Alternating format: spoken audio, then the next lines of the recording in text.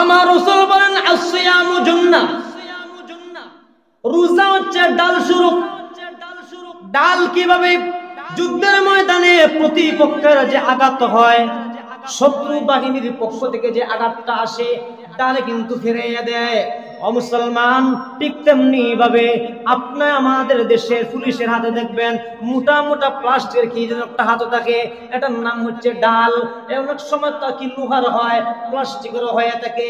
আমার আল্লাহ ও আমার রাসূলকে জানিয়ে দিয়েছেন, আপনি জানিয়ে দেন আস-সাওমু জান্নাহ, রোজা হচ্ছে ডাল স্বরূপ। কিসের ডাল স্বরূপ জানেননি?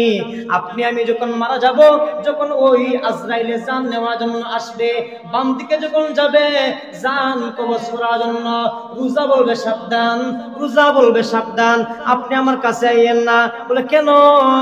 ও আজরাইল, আপনি কি জানেন না আমার আল্লাহর ওই বান্দাটা ওই রমজান মাস পাওয়ার পরে সারাটি রমজান কিন্তু আল্লাহর জন্য রোজা রাখছে। সাবধান সাবধান, তুমি আমার কাছে আইও না, আসিও না। ও বন্ধু, ঠিক তেমনি ভাবে আপনি আমি যখন কবরে যাব, কবরে যাবার পরেও যখন মুনকার নাকির আমাদের সওয়াল জবাব নেওয়ার জন্য আসবে, দমক দিতে চাইবে, রোজা কিন্তু সরাইয়া দিবে। ঠিক তেমনি ভাবে ওই আরশে আজিম যেদিন কায়েম হবে, ওই কিয়ামতের মাঠ যেদিন কায়েম হবে, ওই কিয়ামতের মাঠে আমার রাসূল বলেন আল্লাহ রাব্বুল আলামিন সমস্ত মানুষদেরকে উলঙ্গ ফুলঙ্গ করিয়া রাখবেন। সমস্ত মানুষ উলঙ্গ থাকবে এবং অর্ধ হাত উপরে সূর্য থাকবে। মাথার ওই সূর্যের তাপে মানুষের মাথার মগজ টকবক করতে থাকবে। ও বন্ধু, শুধু তাই না, ওই সূর্যের তাপে মানুষের ঘাম বাইতে বাইতে কারো হাঁটু পানি হবে, কারো কোমর পানি হবে, কারো বুক পানি হবে, কারো গলা পানি হবে, কারো সাঁতার হবে। আমার রাসূল জানিয়ে দিয়েছেন, কেউ যদি আল্লাহর জন্য রোজা রাখে, একমাত্র আল্লাহকে খুশি করার জন্য কেউ যদি রোজা রাখে, আমার রাসূল বলেন কিয়ামতের মাঠে তার মাথার অর্ধ হাতের নিচে, অর্ধ হাতের নিচে, মাথার অর্ধ হাত উপরে থাকবে সূর্য, অর্ধ হাত নিচে, অর্থাৎ মাথা এবং ওই সূর্যের মধ্যখানে আল্লাহ রাব্বুল আলামিন এমন একটা ছাতা ধরবেন, এমন একটা ছাতা ধরবেন, আরশে আজিমের ছায়া দিবেন, যেই ছায়াতে থেকে থেকে আল্লাহ তাকে জান্নাতুল ফেরদাউসে পৌঁছাইয়া দিবে। ও বন্ধু, আপনি আমি অনেকেই জানি না রোজের প্রতিদান। আল্লাহ রাব্বুল আলামিনের জান্নাতে যাওয়ার পরে মানুষের বিভিন্ন নিয়ামত পাবে, একমাত্র হাউজে কাউসার ছাড়া, একমাত্র হাউজে কাউসার ছাড়া জান্নাতীরা জান্নাতের কি কোন ফল কোন নিয়ামত ওই হাসরের মাঠে পাবে না।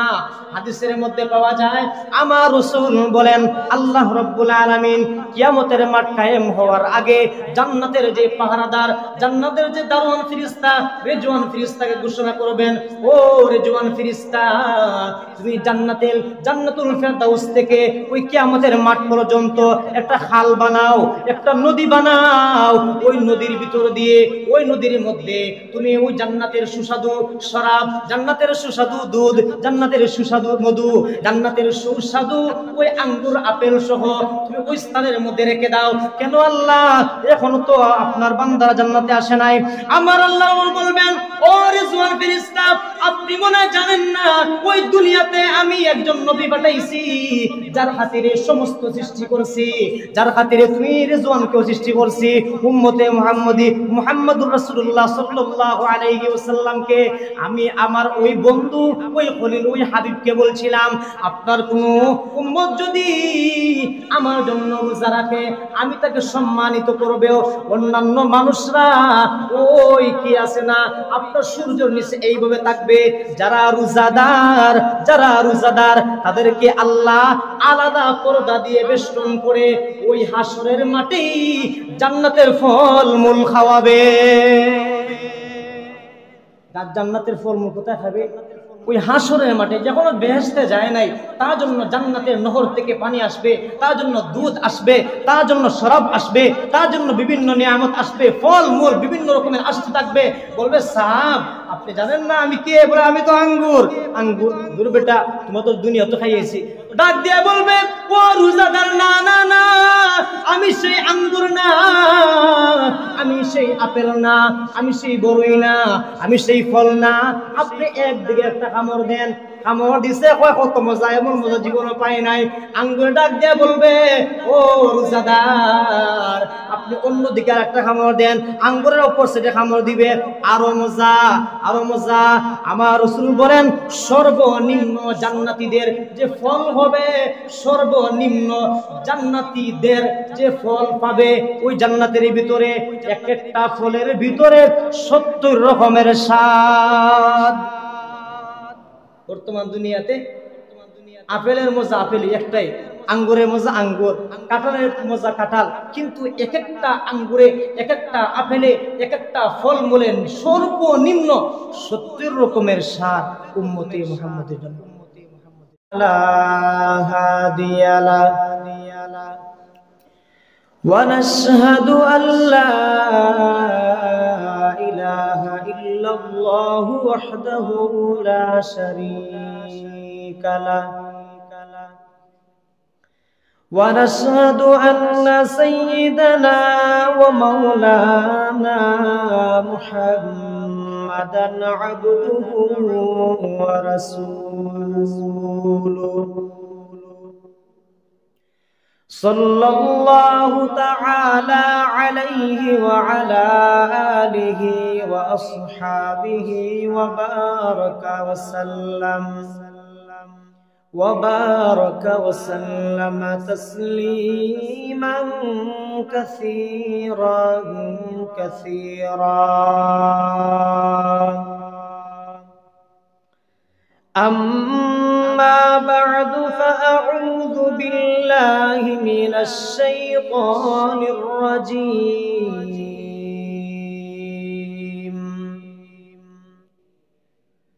بسم الله الرحمن الرحيم.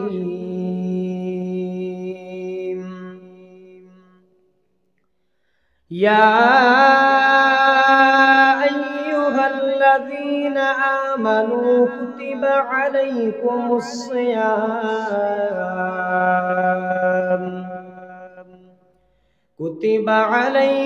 الصيام كما كتب على الذين من قبلكم لعلكم تتقون. وقال النبي صلى الله عليه وسلم الصيام والقرآن يشفعان للعبد فيقول الصيام أي ربي إني منعته الطعام والشهوات بالنهار فشفعني فيه. ويقول القرآن منعته النوم بالليل فشفعنيه فيه فيشفعان. أو كما قال النبي عليه الصلاة والسلام.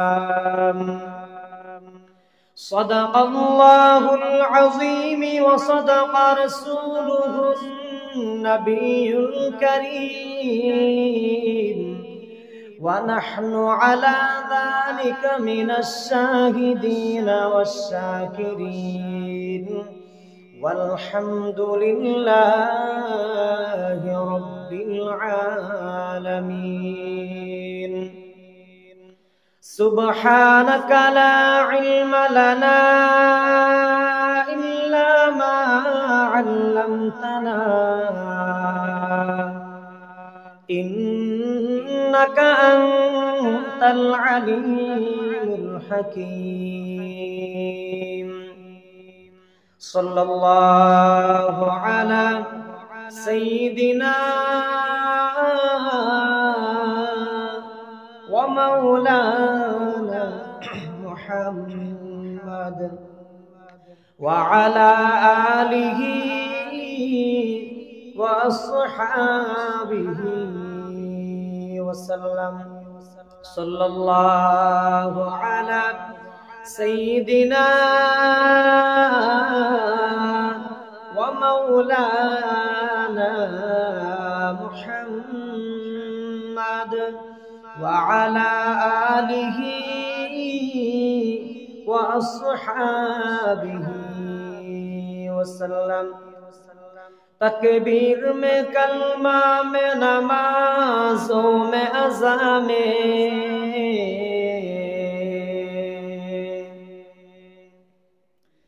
तकबीर में कलमा में नमाज़ों में अज़ा में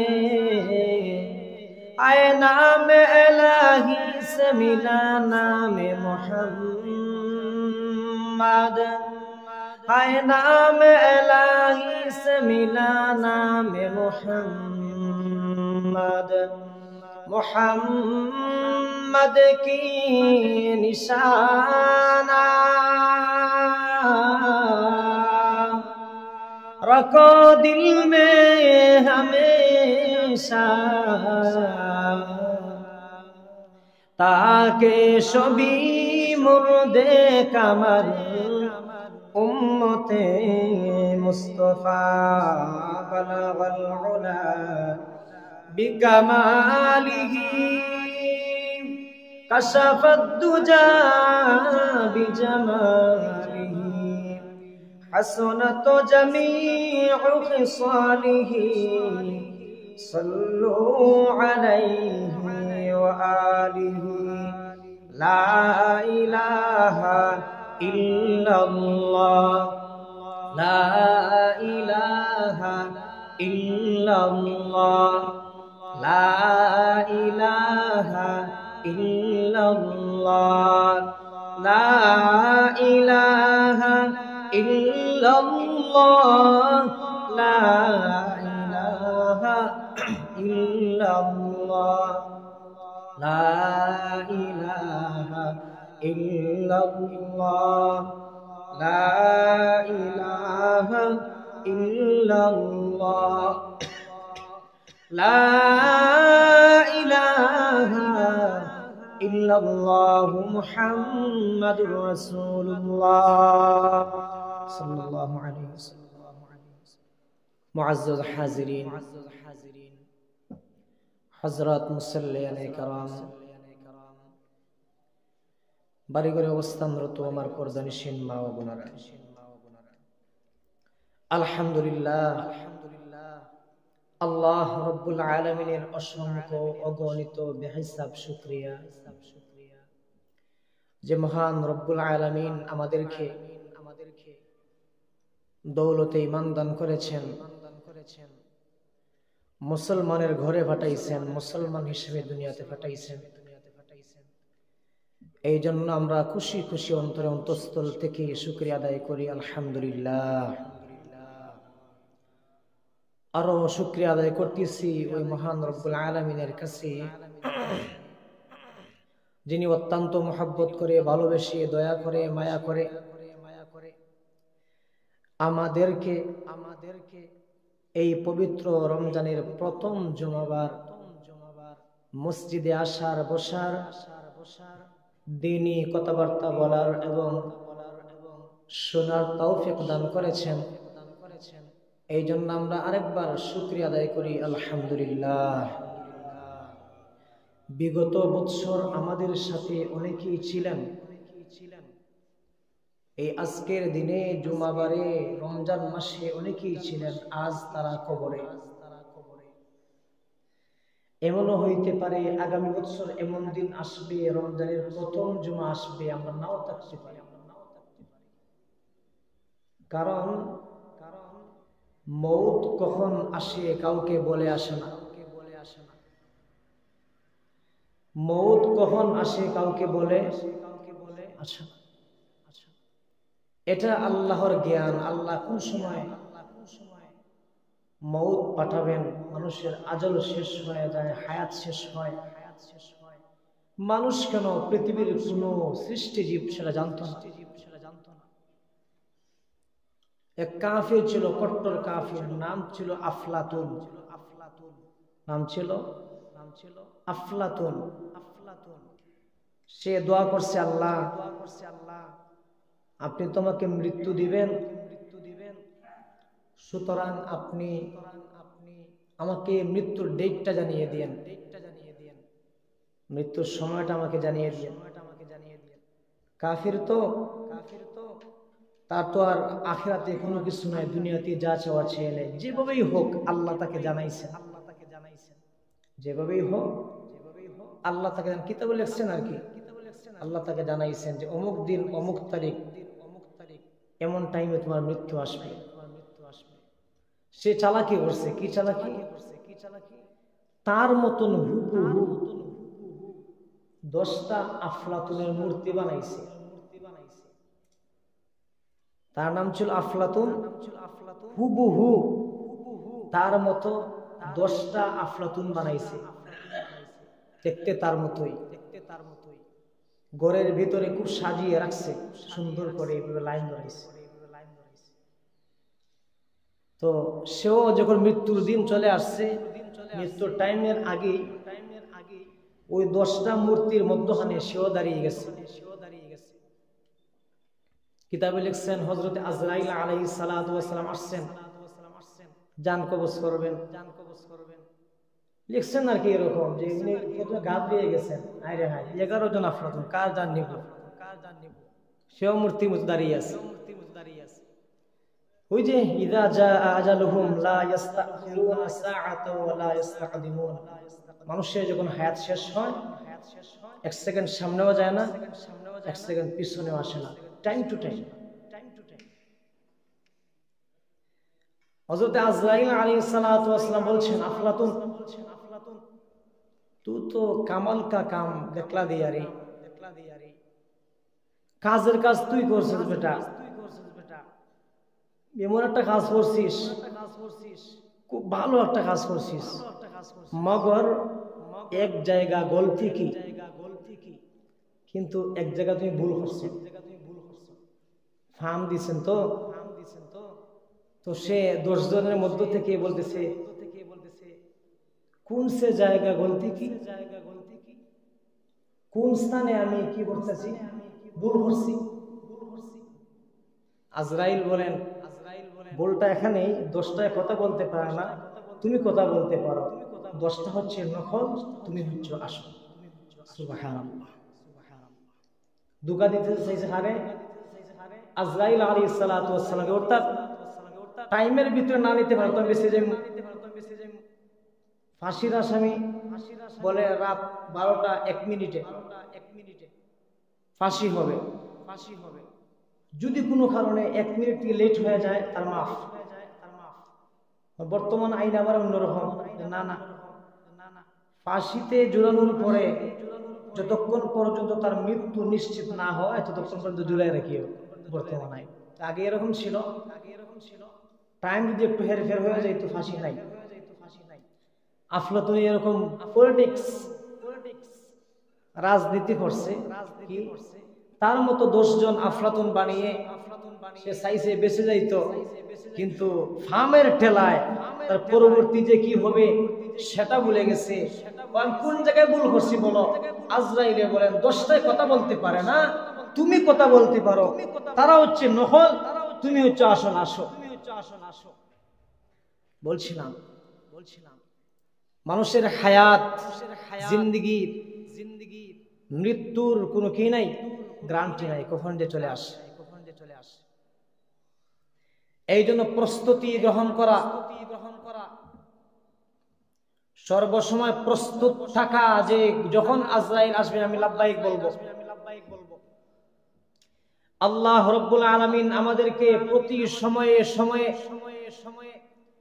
সতর্ক করতেছেন, নিয়ামত দিতেছেন, উপহার দিতেছেন। এর মধ্য থেকে একটা উল্লেখযোগ্য বড় নিয়ামত, সেটা হচ্ছে রমজান মাস। কোন মাস? রমজান মাস। এত দামি কেন? বলে রমজান মাস দামি হওয়ার পিছনে কারণ যতটা আছে এর মধ্যে একটা কারণ হইল পৃথিবীতে আসমানি যত কিতাব আল্লাহ নাজিল করেছেন সমস্ত কিতাব নাজিল করেছেন রমজান মাসে। কোন মাসে? শুধু কোরআন না, তাওরাত, জবুর, ইনজিল সহ অধিকাংশই কিতাব নাজিল করছেন রমজান মাসে। আর সমস্ত কিতাবের মধ্যে শ্রেষ্ঠ নির্ভুল নিঃসন্দেহ যে কিতাব সেটা হচ্ছে কোরআন মাজিদ, নাজিল করছেন কোন মাসে? রমজান মাসে। শাহরু রমাদান আল্লাযী উনজিলা ফীহিল কুরআন হুদাল লিন-নাসি ওয়া বায়িনাতিন মিনাল হুদা ওয়াল ফুরকান ফামান শাহিদা মিনকুমুশ শাহরা ফালইয়াসুম ওয়া মান কানা মারিদান আও আলা সাফারিন ফাইদ্দাতুম মিন আইয়ামিল উখার ইউরিদুল্লাহু বিকুমুল ইউসরা ওয়া লা ইউরিদু বিকুমুল উসরা وَلِتُكْمِلُوا الْعِدَّةَ وَلِتُكَبِّرُوا اللَّهَ عَلَى مَا هَدَاكُمْ وَلَعَلَّكُمْ تَشْكُرُونَ।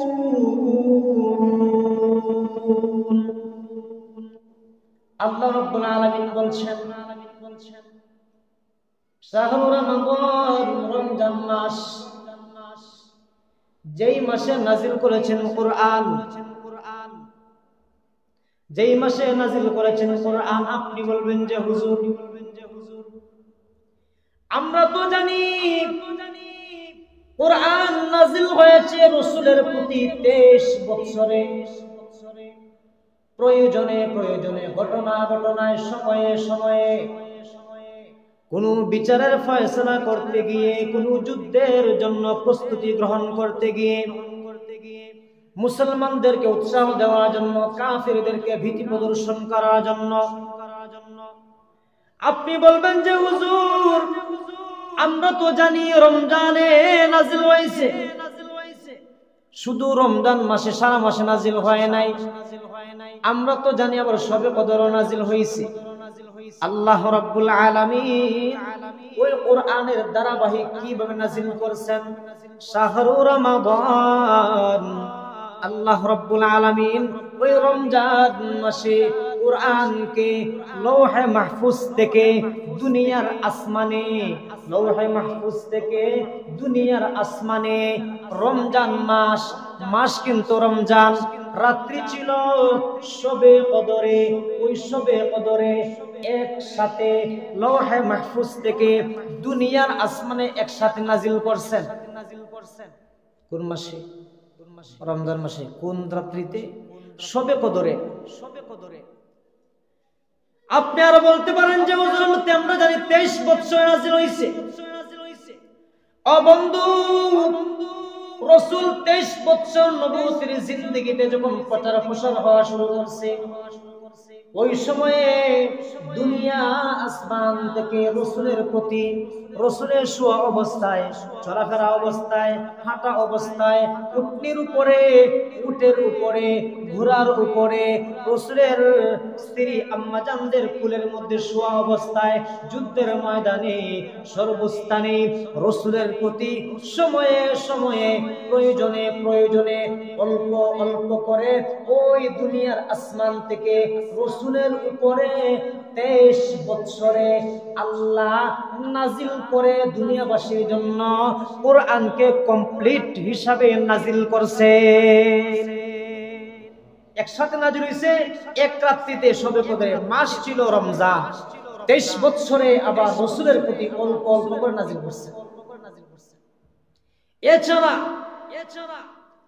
আসমানি যত কিতাব ছিল, তাওরাত, জবুর, ইনজিল, আরো যত কিতাব ছিল, ওইগুলা একসাথে ফেরেশতারা খান্দ করি কিতাব আকারে খাতা হিসাবে বই হিসাবে বিশাল বিশাল ভলিউমে আসমান দিকে নিয়ে এসেছেন দুনিয়া।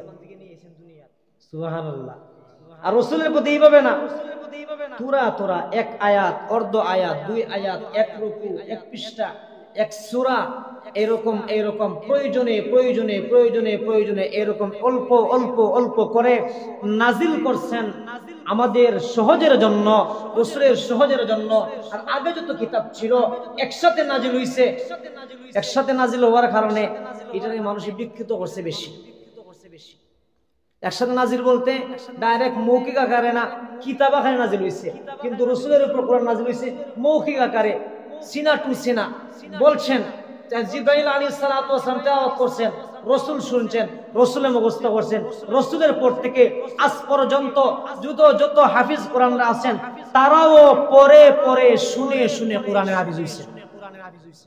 না কোনদিন শুনছেন নি যে বেচারায় খাতার মধ্যে লিখছেন 10 আয়াত লিখিয়া ডাইরেক্ট খাতা ঢুকাই দিয়েছেন ভিতরে কোরআন হাফিজ হইছেন? শুনছেন নি কোনদিন? এরকম কোনো সিস্টেম নাই। পড়তে হবে, শুনতে হবে, তবেই তুমি কোরআনের হাফিজ হবে। এছাড়া কোনো সিস্টেম দুনিয়ার আর নাই। তারা গবেষণা করে বার করছে মুসলমানরা তো শক্তিশালী পাওয়ারফুল হওয়ার পিছনে কারণ কি? কারণ হলো কোরআন। রাশিয়া তখন ছিল নাস্তিকদের হাতে দেশ, তারা নিষিদ্ধ করলো কোরআন থাকতে পারবে না, পুরাইয়া দাও, জ্বালিয়ে দাও। কোরআনকে পুরাইয়া দিল, লাইব্রেরি হাজার হাজার কপি, লক্ষ লক্ষ কপি জ্বালিয়ে দিছে। তারপর 10 বছর পরে দেখে যে কোরআনের যে হাফিজরা, কোরআনের যে আলিমরা, কোরআন শিক্ষা করেনেওয়ালা মানুষ 2000 বাড়ে। ও বিষয় কি রে? গোয়েন্দারা বলল যে কারণটা হইল মুসলমানদের কোরআন পৃষ্ঠার ভিতরে কাগজের মধ্যে যত কিছু লেখা আছে ওইগুলা পুরানো সম্ভব, ওইগুলো আমরা পুরাইয়া দিছি, সাই করে দিছি, কিন্তু মুসলমানের ভিতরে একখান কিতাব আছে, মুসলমানের কোরআনের হাফিজদের ভিতরে ওই কোরআনটা ফিটিং আছে। সুতরাং তোমরা কোনোদিন কোন সময়ও ওই কোরআনকে ধ্বংস করতে পারবে না। কোরআনের কপি জ্বালাইতে পারো, কোরআনের লাইভে ধ্বংস করতে পারো, কোরআন কোনোদিন মিটানো সম্ভব। 70 বছর গেছে, কমিউনিজমের দেশ, সেখানে মানে তাওহীদপন্থী আল্লাহু আকবার বলবে এরকম মানুষ খুব সাহস নাই। মানে নিষিদ্ধ, আজান নিষিদ্ধ, মসজিদ নিষিদ্ধ, মাদ্রাসা নিষিদ্ধ, তারপরে আপনার কোরআন প্রচার প্রসার, কোরআন তেলাওয়াত, যদি কোরআন তেলাওয়াত শুনতো তাহলে অবস্থা শেষ। কিন্তু ওই সময়ও মুসলমানরা গর্ত করে, গর্তের নিচে ওই গভীর গর্ত করে সেখানে মুসলমানদের বাচ্চাদেরকে অল্প অল্প অল্প অল্প করে করে করে করে দেখা যায় প্রতি ঘরের ভিতরে 1 জন 2 জন 3 জন 4 জন হাফিজে কোরআন পাওয়া যেত। কিন্তু 70-90 বছরের ভিতরে কোরআন কি জিনিস চোখে দেখে নাই। কোরআন যে একটা বই, একটা কিতাব, কিন্তু তারা 90 বছর ভিতরে আপনার কি দেখে নাই? কোরআনের চোখ দেখে নাই। কোরআন একটা জিনিস, কিতাব আছে, বই আছে। আল্লাহু আকবার। লম্বা কাহিনী, এগুলো বলার সময় নাই, আমার টার্গেট অন্যটা। কোরআনকে কেউ যদি মিটাইতে চায় পারবে না। কেন? কোরআনের হেফাজতের দায়িত্ব স্বয়ং আল্লাহ। ইন্না নাহনু নাযালনা যিকরা ওয়া ইন্না লাহু লাহাফিজুন। আপনি বলবেন যে আপনারা চিল্লেন কেন? আপনারা চিল্লান কেন? কোরআনের দায়িত্ব, কোরআন হেফাজতের দায়িত্ব যদি আল্লাহর হয় তাহলে আপনারা চিল্লান কেন? দেখো তা না। তাহলে একটা উদাহরণ শুনেন তো। আপনার ছেলে অথবা আপনার বাবার বাড়িঘর একজনে দখল করে নেয়, আপনি বসে বসে তসবিহ দিবেন না? আমার আব্বার বাড়ি নিচেতে আমার কি হইছে, আমার তো ঠিক আছে, আমার সন্তানের বাড়িঘর সে নিয়ে নিবে, আমার কি আমি তো তসবিহ পড়তেছি, দায়িত্ব তো আমার নাই, সে করবে। কিন্তু না, কোরআনওয়ালা, কোরআনের হাফিজ, কোরআনের আলিম, কোরআনের আমিল, কোরআনকে যারা বিশ্বাস করে, ঈমান বুকে লালন করে, তারাই প্রতিবাদ করে, প্রতিবিছিল করে, যুদ্ধ করে, জিহাদ করে কোরআনকে এই জমিনে প্রতিষ্ঠিত করার জন্য। যত বড় বাহাদুর হয় না কেন, যত বড় প্রভাবশালী হয় না কেন, যত বড় ক্ষমতাধর হয় না কেন, মুসলমানরা সব সময় সর্বসময় রাসূলের যুগ থেকে কিয়ামত পর্যন্ত প্রতিবাদ করছে, করবে, করতেই থাকবে। এটা তার ঈমানের দায়িত্ব। প্রতিবাদ করলে লাভ হার আমার লাভ। আল্লাহ যদি জিজ্ঞেস করেন আমার কোরআনকে নিয়ে তার টানাটানি হয়েছে, তুমি কি করছো, বলতে পারবো যে আল্লাহ চেষ্টা করছি। দায়িত্বটা তো আপনার উপরে। এই জন্য দেখবেন মুসলমানরা যখন আল্লাহু আকবার বলে, কাফিররা সহ্য করতে পারে না, উচ্চ আওয়াজ সহ্য করতে পারে না। আল্লাহর নাম সহ্য হয় না। এই জন্য হয় আল্লাহু আকবার বলতে পারবা না, এটা বিতর্কিত স্লোগান। নাউযুবিল্লাহি মিন যালিক। আরো মুন্নলা বাদ দেন, আরো অনেক কিছু বলে আপনারা বুঝা করবেন। কোরআনকে কেউ যদি মিটিয়ে দিতে চায়, কোরআনের প্রচার প্রসার যদি কেউ মিটিয়ে দিতে চায়, সে একদিন ধ্বংস হয়ে যাবে। কোরআন ধ্বংস হবে না, কোরআন ধ্বংস হবে না। কেন হবে না? কোরআন হচ্ছে স্বয়ং আল্লাহ রব্বুল আলামিনের জবানের কথা। আল্লাহ ধ্বংস আসেনি, মৃত্যু আসেনি, আল্লাহ কোনো কিছু নাই। আল্লাহ যেমন আপনার চিরঞ্জীব, চিরস্থায়ী, ঠিক তেমনি ভাবে কোরআনও চিরঞ্জীব, চিরস্থায়ী। আল্লাহর কালাম কেউ বন্ধ করতে পারবে না। কেন নাজিল করছেন? হুদাল লিন্নাস,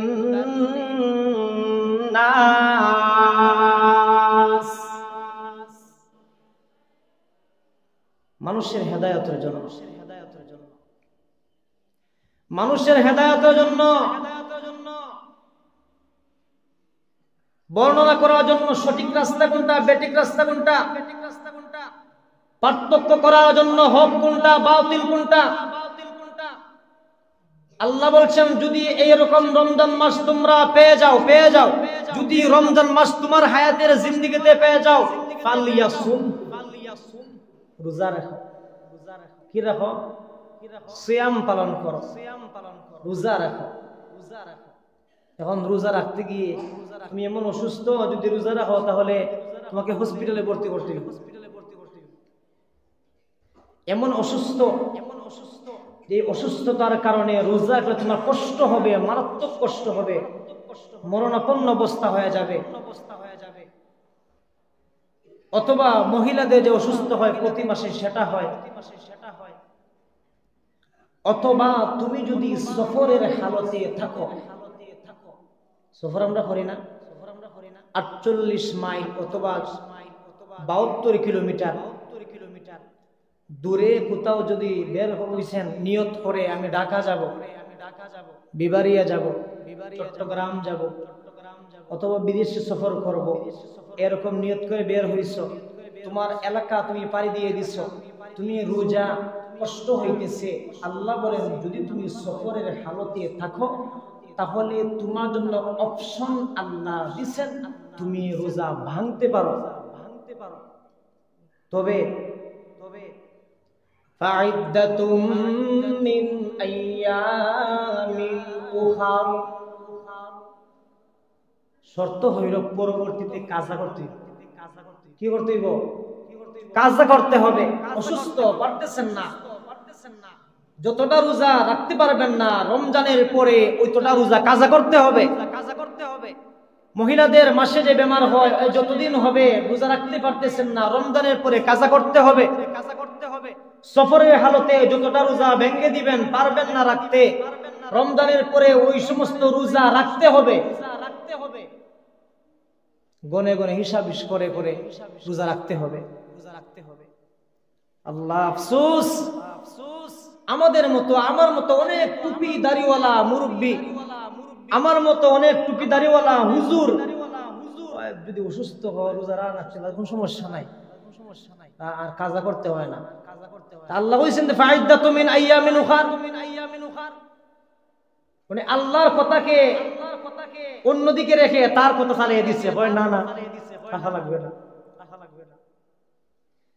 আমি আপনাদের সামনে সূরাতুল বাকারার 183 নম্বর আয়াত তেলাওয়াত করছি। আল্লাহ বলছেন ইয়া আইয়ুহাল্লাযীনা আমানু কুতিবা আলাইকুমুস সিয়াম কামা কুতিবা আলাল্লাযীনা মিন ক্বাবলিকুম লাআল্লাকুম তাত্তাকুন।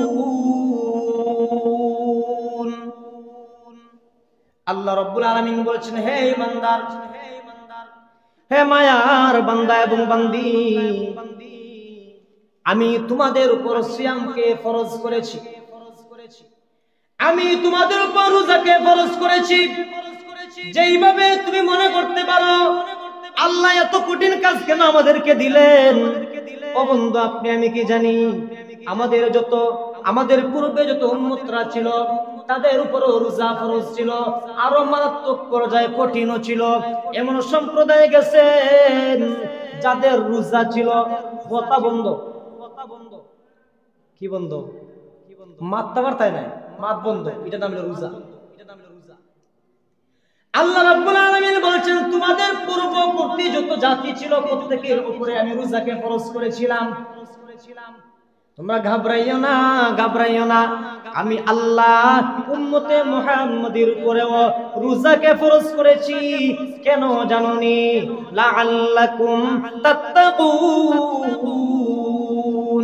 যেন তুমি রোজা রেখে রেখে আল্লাহর হুকুম পালন করে করে তুমি যেন মুত্তাকি হইতে পারো। কি হইতে পারো? মুত্তাকি যেন তুমি হইতে পারো। আর তুমি যদি রমজান মাস পাওয়ার পর নিজের আমলকে পরিবর্তন করতে পারো না, রমজান মাস পাওয়ার পর নিজের আমল আখলাক নিজের চরিত্র ঠিক করতে পারলা না, যা মন চাই তাই করলা, রাসূল বলেন এরকম রোজাদার আল্লাহর কোনো দরকার নাই। রাসূল বলেন এমন রোজাদার আছে যাদের উপবাসে থাকা কষ্টটাই হয়, পান করা থেকে বিরত থাকে, এটাতে তার কষ্টই হয়, কোনো প্রতিদান নাই। এরকম যেন তোমার আমার, এরকম যেন আপনার আমার, এরকম যেন আমাদের কেউ রোজা এরকম যেন না হয়, রাসূল নিষেধ করছেন। আর আপনি আমি যদি রোজা একমাত্র আল্লাহর জন্য করে থাকি, রোজা যদি আল্লাহর জন্য পালন করে থাকি, আমার আল্লাহ হাদিসে কুদসির মধ্যে বলছেন, ও মুমিন, ও মুসলমান, তুমি যদি আমার জন্য রোজা রাখো, জানো রোজাটা জন্য স্বয়ং আমার জন্যই হয়ে যায়। আর কেউ যদি আমার জন্য রোজা রাখে, আমার জন্য কেউ যদি সিয়াম পালন করে, আল্লাহ বলেন আমি স্বয়ং তার প্রতিদান। অন্যান্য আমলের সওয়াব আলাদা, নামাজের সওয়াব আলাদা, পাহাড় পরিমাণ, যাকাতের সওয়াব আলাদা, এরকম বিভিন্ন সমস্ত আমলের সওয়াব কিন্তু আলাদা আলাদা। আল্লাহ বলেন রোজার সওয়াব আলাদা নয়, রোজাদারের সওয়াব স্বয়ং সে আমার জন্য করছে, সুতরাং আমি তার প্রতিদান। আমার রাসূল বলেন আসিয়ামু জান্নাহ, রোজা হচ্ছে ডাল স্বরূপ। ডাল কিভাবে? যুদ্ধের ময়দানে প্রতিপক্ষের যে আঘাত হয়, শত্রু বাহিনীর পক্ষ থেকে যে আঘাতটা আসে, ডালে কিন্তু ফিরিয়ে দেয়। মুসলমান ঠিক তেমনি ভাবে আপনার আমাদের দেশের পুলিশের হাতে দেখবেন মোটা মোটা প্লাস্টিকের কি যেন একটা হাতে থাকে, এটার নাম হচ্ছে ডাল। অনেক সময় তা কি লোহার হয়, প্লাস্টিকেরও হয়ে থাকে। আমার আল্লাহ ও আমার রাসূলকে জানিয়ে দিয়েছেন, আপনি জানিয়ে দেন আস-সাওমু জান্নাহ, রোজা হচ্ছে ডাল স্বরূপ। কিসের ডাল স্বরূপ জানেননি? আপনি আমি যখন মারা যাব, যখন ওই আজরাইলে জান নেওয়ার জন্য আসবে, বাম দিকে যখন যাবে জান কবজ করার জন্য, রোজা বলবে সাবধান, রোজা বলবে সাবধান, আপনি আমার কাছে আইয়েন না। বলে কেন? ও আজরাইল আপনি কি জানেন না আমার আল্লাহর ওই বান্দাটা ওই রমজান মাস পাওয়ার পরে সারাটি রমজান কিন্তু আল্লাহর জন্য রোজা রাখছে। সাবধান সাবধান, তুমি আমার কাছে আইও না, আসিও না ও বন্ধু। ঠিক তেমনি ভাবে আপনি আমি যখন কবরে যাব, কবরে যাবার পরেও যখন মুনকার নাকির আমাদের সওয়াল জবাব নেওয়ার জন্য আসবে, দমক দিতে চাইবে, রোজা কিন্তু সরাইয়া দিবে। ঠিক তেমনি ভাবে ওই আরশে আজিম যেদিন কায়েম হবে, ওই কিয়ামতের মাঠ যেদিন কায়েম হবে, ওই কিয়ামতের মাঠে আমার রাসূল বলেন আল্লাহ রাব্বুল আলামিন সমস্ত মানুষদেরকে উলঙ্গ ফুলঙ্গ করিয়া রাখবেন। সমস্ত মানুষ উলঙ্গ থাকবে এবং অর্ধ হাত উপরে সূর্য থাকবে। মাথার ওই সূর্যের তাপে মানুষের মাথার মগজ টকবক করতে থাকবে। ও বন্ধু, শুধু তাই না, ওই সূর্যের তাপে মানুষের ঘাম বাইতে বাইতে কারো হাঁটু পানি হবে, কারো কোমর পানি হবে, কারো বুক পানি হবে, কারো গলা পানি হবে, কারো সাঁতার হবে। আমার রাসূল জানিয়ে দিয়েছেন, কেউ যদি আল্লাহর জন্য রোজা রাখে, একমাত্র আল্লাহকে খুশি করার জন্য কেউ যদি রোজা রাখে, আমার রাসূল বলেন কিয়ামতের মাঠে তার মাথার অর্ধ হাতের নিচে মাথার অর্ধ হাত উপরে থাকবে সূর্য, অর্ধ হাত নিচে, অর্থাৎ মাথা এবং ওই সূর্যের মধ্যখানে আল্লাহ রাব্বুল আলামিন এমন একটা ছাতা ধরবেন, এমন একটা ছাতা ধরবেন, আরশে আযমের ছায়া দিবেন, যেই ছায়াতে থেকে থেকে আল্লাহ তাকে জান্নাতুল ফেরদাউসে পৌঁছাইয়া দিবে। ও বন্ধু, আপনি আমি অনেকেই জানি না রোজের প্রতিদান। আল্লাহ রাব্বুল আলামিনের জান্নাতে যাওয়ার পরে মানুষের বিভিন্ন নিয়ামত পাবে, একমাত্র হাউজে কাউসার ছাড়া। একমাত্র হাউজে কাউসার ছাড়া জান্নাতীরা জান্নাতের কি কোন ফল কোন নিয়ামত ওই হাসরের মাঠে পাবে না।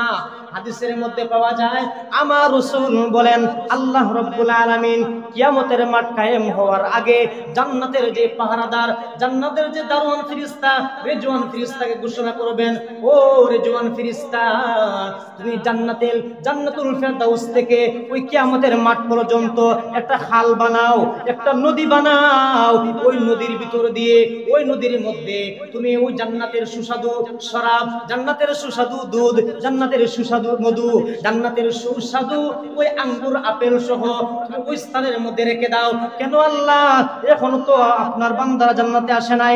আমার আল্লাহ বলবেন, ও রিজওয়ান ফেরেশতা, আপনি মনে জানেন না ওই দুনিয়াতে আমি একজন নবী পাঠাইছি, যার খাতিরে সমস্ত সৃষ্টি করছি, যার খাতিরে তুমি রিজওয়ানকেও সৃষ্টি করছি।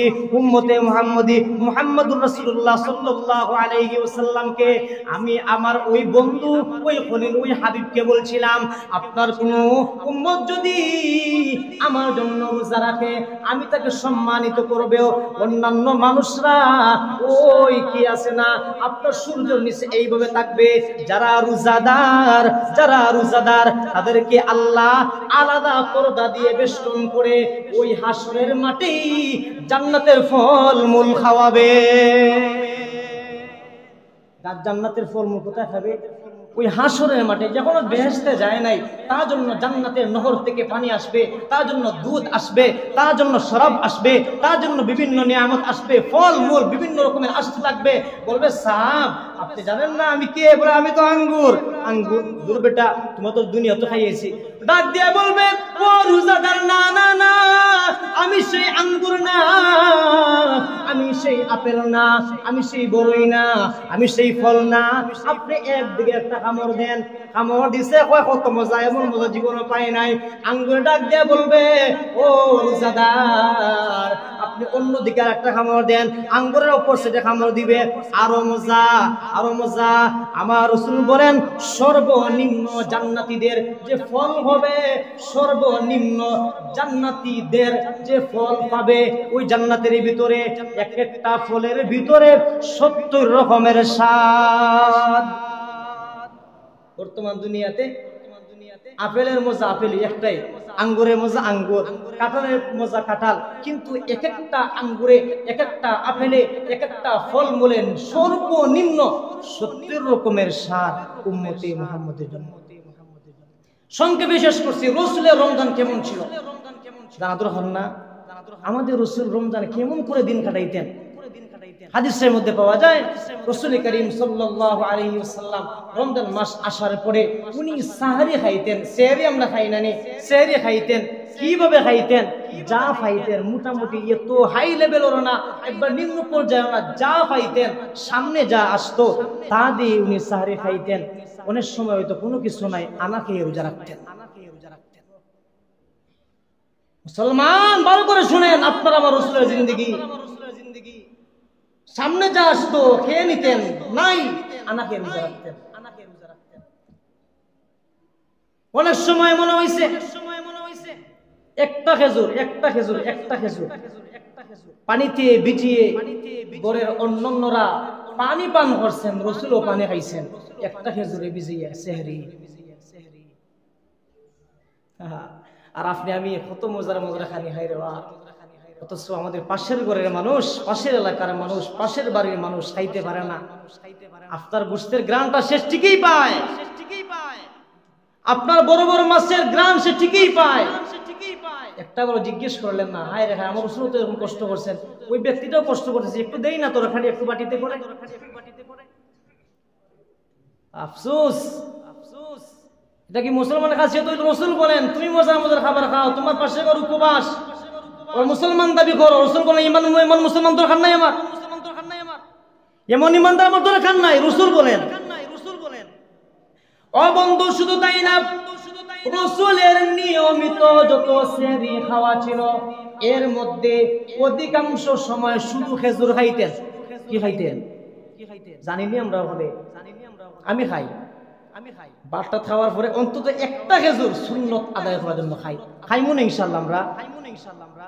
বলে হই না রে বা, মনে খুব কষ্ট, প্রত্যেকে গরম না খেজুর নাই আমরা গরম সব প্রত্যেকের আছে কিছু না কিছু আছে। তো আমরা প্রতিদিন খাওয়া দাওয়ার পরে সেহরির লাস্ট টাইমে পানি পান করার আগে অন্তত একটা খেজুর সুন্নত আদায় করার জন্য খাবো ইনশাআল্লাহ। 2 নম্বরে রাসূলের ইফতার ছিল সর্বপ্রথম খেজুর, সর্বপ্রথম খেজুর খাইতেন। খেজুর নাই, রাসূলে যা পাইতেন পানি। 2 নম্বরে পানি পান করতেন, পানি নাই এরপরে সামনে যা আসে তা পান করতেন। এটা ছিল রাসূলের রমজানের সেহরি এবং ইফতার। এখন আসেন রাত্রি কেমন করে কাটাতেন। আম্মা জান আয়েশা সিদ্দিকা রাদিয়াল্লাহু তাআলা আনহা থেকে বর্ণিত, আম্মা জান বলেন রাসূল করিম সাল্লাল্লাহু আলাইহি ওয়াসাল্লাম সারাটি জীবন দাঁড়িয়ে তাহাজ্জুদের নামাজ পড়তেন। অন্যান্য মাসে তাহাজ্জুদের নামাজ পড়ার সময় কাউকে ডাকতেন না, কাউকে কষ্ট দিতেন না, একা একা নীরব নিস্তব্ধ হয়ে রাসূলে একা একা ওযু করে নামাজ আদায় করতেন। কিন্তু রমজান মাসে রাসূলে আমরা সবাইকে জাগিয়ে তুলতেন এবং বলতেন রহমতের 10 দিন চলে যাইতেছে, মাগফিরাতের 10 দিন চলে যাইতেছে, নাজাতের 10 দিন চলে যাইতেছে, উঠো আল্লাহর রহমত তালাশ করো, আল্লাহকে ডাকো। উপহার হিসেবে আল্লাহ রমজান দিয়েছেন, আল্লাহর কাছে চেয়ে নাও। আমাদের মধ্যে এখানে যদি আমরা খুঁজাই অনেকেই বেশি না, আমার কাছে মনে হয় অধিকাংশ মুসলমান পামু এই আজকে 6 রমজান চলতেছে, একদিনও তাহাজ্জুদ পড়ছি না, নাই মনে হয়, আছে না? তো রমজান মাসটা হওয়ার পরেও 4 রাকাত তাহাজ্জুদ পড়তে পারি না, 4 রাকাতে 6 মিনিট, সর্বোচ্চ 6 মিনিট সময়। অনেকে তো আছে নামাজই পড়েন না, এটা হইলে তো আরো সরম, এটা বললে আরো সরম। যাই হোক, আমরা এরকম না হই, এটা এরকম না হয়। যারা রোজা রাখবে তাদের 2টা প্রতিদান, 2টা আনন্দের বিষয়। একটা হইলো যখন কি আসে ইফতার আসে কত আনন্দ লাগে। রাসূল বলেন আরেকটা আনন্দ আছে যখন জান্নাতে এসে স্বয়ং নিজের চক্ষু দিয়ে আল্লাহকে দেখবে। যারা রোজা রাখে তারা আল্লাহকে দেখবে সেই দিন, আর যারা রোজা রাখে না হায়রে কোন অবস্থা হবে আল্লাহ মধ্যে জানে। এরপরে শেষ করতেছি, রাসূলের যে রাত্রিতে কি করতেন, তাহাজ্জুদের নামাজ পড়তেন, দাঁড়াইয়া লম্বা কিরাত দিতেন। কি করতেন? তাহাজ্জুদের নামাজ পড়তেন। আম্মা জান বলেন রাসূলের রমজানের আরেকটা আমল ছিল বেশি বেশি কোরআন তেলাওয়াত করা। জিবরাইল আলাইহিস সালাতু ওয়াস সালাম রমজানের প্রথম দিন থেকে লাস্ট দিন পর্যন্ত প্রতিদিন রাত্রিতে রাসূলের কাছে আসতেন। আসিয়া জিবরাইলে একবার রাসূলকে কোরআন তেলাওয়াত করে শোনাইতেন, আবার রাসূলও জিবরাইলকে কি করতেন, কোরআন তেলাওয়াত করে শোনাইতেন। রমজানটা কাটতে এইরকম কোরআন তেলাওয়াত করে, এরকম কোরআন তেলাওয়াত করে আমাদের ঘুমে রমজানটা যায়। বলছি কেন?